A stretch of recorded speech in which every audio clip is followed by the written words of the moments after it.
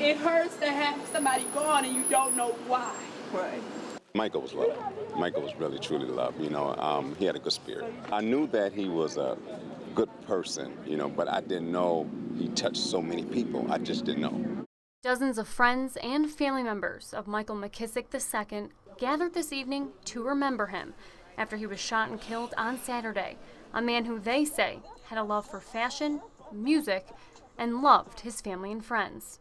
Mikey was very loving. He was a special soul, as we say.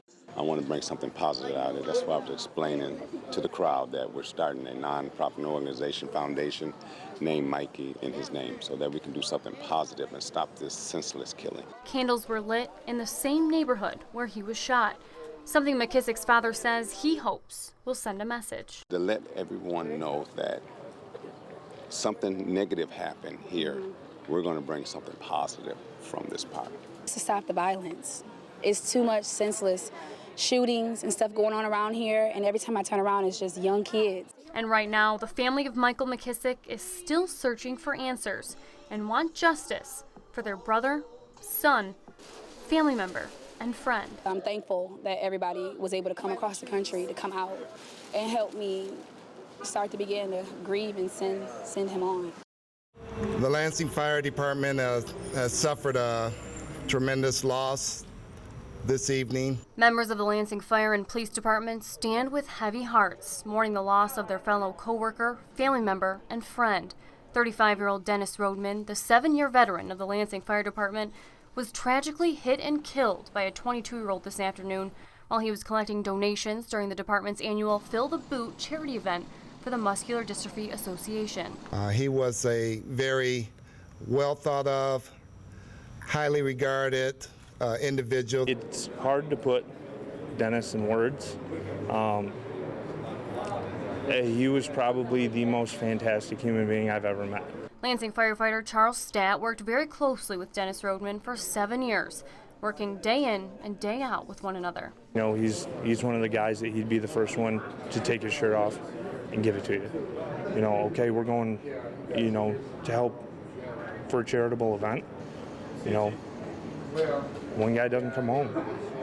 It's one of those things you can't really prepare yourself for. To hear a brother isn't coming home and have to bury your brother, it's not easy. I love him like I love my own brother. I was just at his house last week. A 30-foot beam in our living room come flying right at me, and I just dropped to the ground and held on because I was so afraid I was just going to be sucked away. Sue and Chuck Burns say it only took seconds for 100-mile-an-hour winds to tear their family home to pieces.